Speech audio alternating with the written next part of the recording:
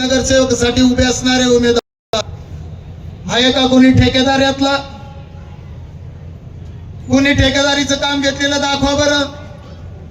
समोरच्या पॅनल मध्ये पहा मित्रांनो, मला ठेका पाहिजे त्या ठिकाणी मला ठेक्यासाठी निवडून जायचंय, परंतु आमचे सर्वसामान्य शेतकऱ्याचे पुत्र म्हणतात मला मंचरच्या विकासासाठी त्या ठिकाणी निवडून जायचंय, माझ्या मायबाप जनतेची सेवा करायची. ठेका मिळवणं हे माझं आद्य कर्तव्य नाहीये, मला सेवा करणं हे माझं आद्य कर्तव्य आहे. गेले 35 वर्ष, गेले 15 वर्ष मंचरची नगरपंचायत सुचली नाही. गेले 35 वर्ष मंचरचा विकास दिसला नाही. मायबाप जनतेवर तुम्हाला सांगतो, खऱ्या अर्थाने तुम्ही दातृत्ववान जर असता तर यापूर्वीच मंचरच्या विकासाला हात घातला असता, परंतु तुम्ही मंचरला सातत्यानं विरोधी गाव म्हणून तुम्ही निधी दिला नाही. आज जो निधी दिलाय तो आदरणीय एकनाथजी शिंदे साहेबांनी दिलाय, परंतु त्या निधीचं सीधा श्रेय तुम्ही घेण्याचा प्रयत्न करता. स्वतःच्या मनाला स्मरून सांगा, मी माझ्या घरातला आमदार करण्यासाठी आंबेगावच्या राजकारणामध्ये काम करतोय. मी माझ्या कुणीतरी कन्येला आमदार करण्यासाठी माझी अहोरात्र धावपळ चालू आहे.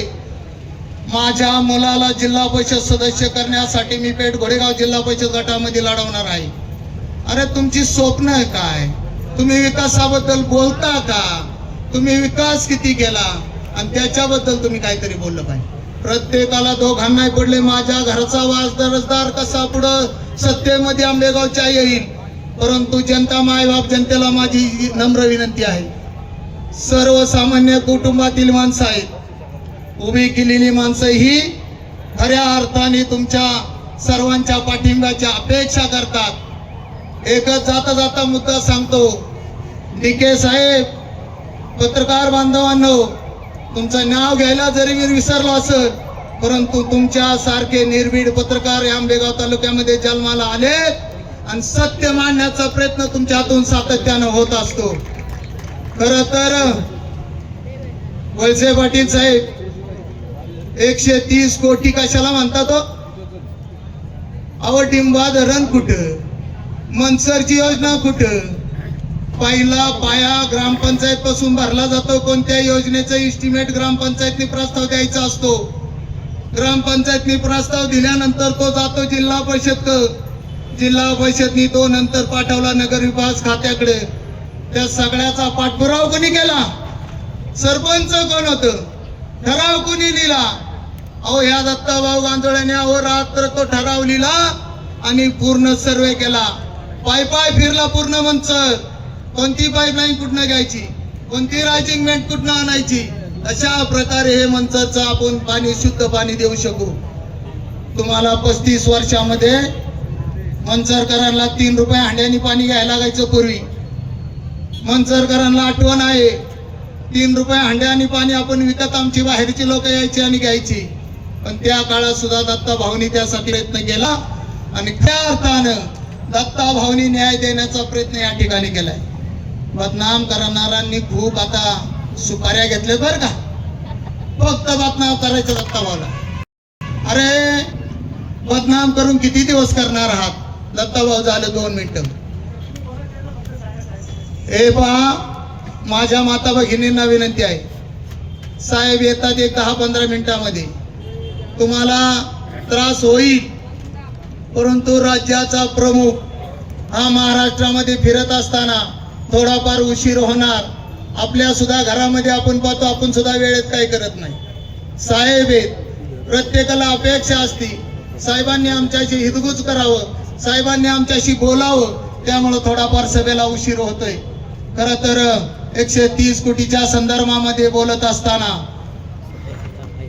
वळसे पाटील साहेब खूप मोठ्या प्रमाणामध्ये त्याच्यावरती चर्चा झाली. हा प्रस्ताव कुठे गेला? साहेबांच्या विभागाकडे. धावपळ आचारसंहिता लागायच्या आधी त्याचं टेंडर काढा, टेंडर काढा, टेंडर काढा. मला त्याच्यातून मलिदा भेटून टेंडर काढलं तर. अरे दत्ता गांजळ्यांनी मलिदासाठी काम नाही केलं, कोण कशासाठी पाठपुरावा करत होतं आणि आता तुम्ही सांगता आम्ही त्याचा पाठपुरावा करतो. खरे वस्तुस्थिती असेल त्या भैरवनाथाच्या देवा हात ठेवा आणि सांगा हा प्रस्ताव दत्ता गांजळीने केला नाही म्हणून तुम्हाला तो भैरवनाथ उज्ज्वल आयुष्य देईल. परंतु सातत्यानं जनतेला इकडे आल्यानंतर खोटं नाटक बनवायचं.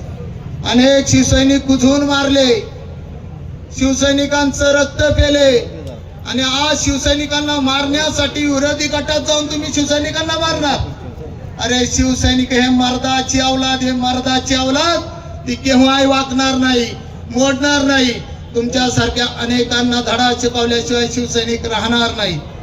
वास्तविक भूमिपुत्र आहे. दत्ताभाऊच्या कोरोनाची थोडक्यात माहिती सांगतो. दत्ताभाऊ एक अस्त्र आहे. सांगा हो, आंबेगाव तालुक्यामध्ये आदर्श सरपंच पुरस्कार कोणाला मिळाला? दत्ताभाऊ गांजळे. त्या ठिकाणी जिल्हा परिषदला सीओ असतात, खालचे अधिकारी असतात, विस्तार अधिकारी असतात. त्यांचा अहवाल जातो. अहवाल कशाच्या रूपावर जातो? त्या ग्रामपंचायत मध्ये केलेल्या गुणांकाचं कामांचं गुणांकन केलं जातं. त्या गुणांकनामध्ये दत्ताभाऊ गांजळे उजवे ठरले आणि त्यांना आदर्श सरपंच पुरस्कार जिल्हा परिषदने दिला. आणि त्याच्या विरोधात तुम्ही बंड करताय. आज दत्ता गांजळेला बदनाम करण्याचा प्रयत्न करताय. हे तुमच्या सारख्याला आई तुळजाभवानी माफ करणार नाही. लक्ष्मीचं व्रत चालू आहे. माता भगिनींना तुम्हाला सांगतो, दिवा लावत असताना राजश्रीताईसाठी दिवा लावा. दिवा लावत असताना आमच्या ह्या बाकी 17 भगिनींसाठी 17 भावांसाठी दिवा लावा. हा देशाचा दिवा, हा बाळासाहेबांचा दिवा, हा एकनाथ शिंदे साहेबांचा दिवा अखंड व तेवत राहण्यासाठी मंचर नगरपंचायत मध्ये येत्या 2 तारखेला धनुष्यबाणा पुढील बटन दाबून या सर्व उमेदवारांना प्रचंड बहुमताने निवडून द्या अशी विनंती करतो. दत्ताभाऊ पुढे या जरा.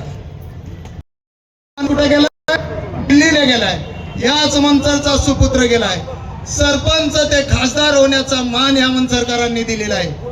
खरं तर दत्ताभाऊ पण आपण त्या दृष्टीने पाहायला हरकत नाही. एक सामान्य कार्यकर्ता काय करू शकतो?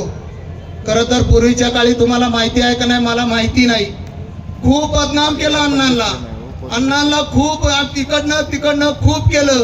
परंतु तुम्हाला मी एक सांगतो, अण्णांच्या कृपा आशीर्वादाने तुम्ही आज जे म्हणताय, अण्णांच्या वर्षाला किती जागा द्यायला पाहिजे? एक. अण्णांच्या पक्षाला किती जागा द्यायला पाहिजे? एक. ही अण्णांची किंमत तुम्ही केली. अरे आमच्यामध्ये शिवसैनिकांमध्ये धमकदाता शरददादांनी आवाहन केलं, अण्णांना आपण मानवंदना देऊ. वंदना ताईला बिनविरोध निवडून देण्याचं काम हे शिवसेनेने केलं आहे. शिवसेनेने, राष्ट्रवादीने नाही, राष्ट्रवादीने आम्ही आवाहन केलं होतं तुम्ही अपक्ष वंदना ताईचा फॉर्म ठेवा, परंतु आठ टाकली. असं जमणार नाही, तुम्हाला त्याचा त्रास होईल. अरे कसला त्रास? मोठेपणा कुठेतरी तुम्ही गाजवायला शिका. तुम्ही राज्याच्या राजकारणामध्ये काम करता आणि इकडे लोकांना फसवता. शिवसेनेला कुबड्या घ्यायला लागल्या नाही, कुबड्या तुम्हाला कुबड्या घ्यायला लागल्यात. शिवसेना ही तहाटमानाने स्वतःच्या मनगटावर, आदरणीय शिंदे साहेबांच्या मनगटावर उभी आहे. सातत्याने शिवसेना का सामान्य माणसासाठी काम करेल. खरं तर अण्णांना खूप प्रकारे आता काही उद्योगपती आहेत, सावध राहा. उद्योगपतींची लक्ष्मी येईल, घ्यायला नाकारू नका.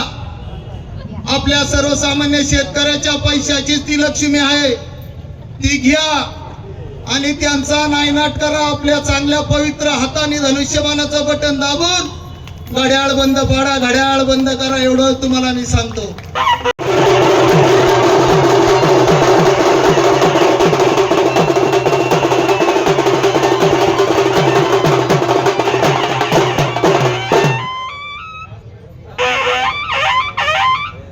उपस्थित सर्व हिंदू बांधवांनो,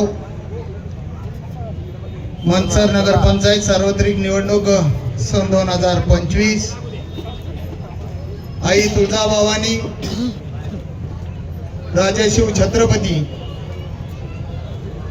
हिंदू हृदय सम्राट सरसेनापती बाळासाहेब ठाकरे, स्वर्गीय आनंद दिघे साहेब, ज्यांनी शिवसेनेच्या बाहुमध्ये बळ भरलं, ज्यांनी शिवसैनिकाला तहाटपणाने जगायला शिकवलं ते आपणा सर्वांचे शिवसेनेचे मुख्य नेते आदरणीय एकनाथजी शिंदे साहेब व्यासपीठावर उपस्थित जुन्नरचे शिलेदार छत्रपती शिवरायांचा वारस माझे बंधुराज आदरणीय शरददादा सोनवणे, उपनेत्या सुलभाताई उबाळे, व्यासपीठावर उपस्थित खऱ्या अर्थानं लक्ष्मीची रूप अनेक असतात. त्या लक्ष्मीच्या रूपानं आज पवित्र महिन्यामध्ये तुमचं दानवा मागायला आलेली एक भगिनी, ती म्हणजे राजश्रीताई गांजाळे यांच्यासाठी आपण दानवा मागायला आलेलो आहोत. तर राजश्रीताईंसाठी एकदा टाळ्या वाजवा. उपस्थित असणाऱ्या नगरपंचायतच्या निवडणुकीसाठी शिवसेनेचे सर्व शिलेदार ज्यांनी शिवसेनेची भगवा पताका या मंचरच्या अटके पार लढवणार आहेत ते 17च्या 17 उमेदवार सर्वांची नावं घेण्यात वेळ घालवत नाही. मंचर म्हणजे एक विकास आणि मंचर म्हणजे एक तालुक्याची नगरी. खर तर मंचरच्या बाबत बोलायचं झालं तर एक चांगल्या प्रकारचा पॅनल उभा करण्याचा आम्ही शिवसैनिकांनी प्रयत्न केला. त्याला साथ देण्याचं काम आदरणीय शरददादा सोनवणे यांनी केलं. काही लोक बोलतात, बरळतात, शरद सोनवण्यांचं इकडे काय काम आहे? अरे बाबा, तुला पॅनल उभा करता आलं का? काही लोक अनेक मार्गाने बदनाम करण्याचा प्रयत्न करतात. आता एक कॉन्ट्रॅक्टर फेसबुकला कमेंट करतोय का भाड्यानी लोक आणली. अरे भाड्या, तू ज्याचं भाडं घेतोय ते पहिलं बघ. जास्त अवंतर बोलायला लावू नकोस. पहिली कमेंट डिलीट कर. शिवसैनिक त्याच भाषेमध्ये तुला उत्तर दिल्याशिवाय राहणार नाही. शिवसेना म्हणजे बाळासाहेबांचा विचार, शिवसेना म्हणजे बाळासाहेबांचं धैर्य, शिवसेना म्हणजे बाळासाहेबांचा कणखरपणा. हा सातत्यानं आपण सर्वांनी जोपासायचा आहे. मराठी माणसाच्या न्याय हक्कासाठी निर्माण केलेली एक संघटना, ही संघटना आपण चालवत आहोत. खर तर ह्या संघटनेचे प्रेरणास्त्रोत आदरणीय बाळासाहेब ठाकरे राहिलेले आहेत. बाळासाहेब एक युग पुरुष होते. त्यांना मराठी माणसाच्या न्याय हक्कासाठी लढण्यासाठी खरं तर त्या काळी काँग्रेसची राजवट होती. त्या राजवटीमध्ये काम करायचं म्हणजे एवढं सोपं नव्हतं. मायबाप जनता, तुम्हाला एकच सांगतो, त्या टायमाला बाळासाहेबांनी, प्रबोधन का ठाकरे साहेबांनी त्यांना आशीर्वाद दिला, माझा बाळ हा जनतेसाठी मी वाहील आणि जनतेसाठी तो अहोरात्र काम करेल. उभी राहिली शिवसेना. आज सगळ्यात त्या व्यक्तिमत्वाने महाराष्ट्रामध्ये एक करिश्मा केला आणि एक मैत्री जोपासण्याचं काम सुद्धा आदरणीय बाळासाहेबांनी केलेलं आहे. खरं तर अनेक आपण प्रसंग पाहिलेले आहेत. आदरणीय शिंदे साहेब म्हटल्यानंतर एक वादळ आहे. शिंदे साहेब म्हटल्यानंतर एक नेता, एक कार्यकर्ता, एक भगिनींचा भाऊ, लाडक्या बहिणींचा भाऊ म्हणून राज्याच्या पटलावर काम करत असताना साहेबांची दूरदृष्टी सातत्यानं सामान्य कार्यकर्त्यापर्यंत त्याचा न्याय मिळाला पाहिजे यासाठी साहेबांनी अहोरात्र काम केलेलं आहे. शिंदे साहेब म्हणजे मराठी माणसाचा मानबिंदू. आपण आज पाहतोय दिल्लीच्या तख्तावरती प्रत्येक वेळेस शिंदे साहेबांना बोलवलं जातं.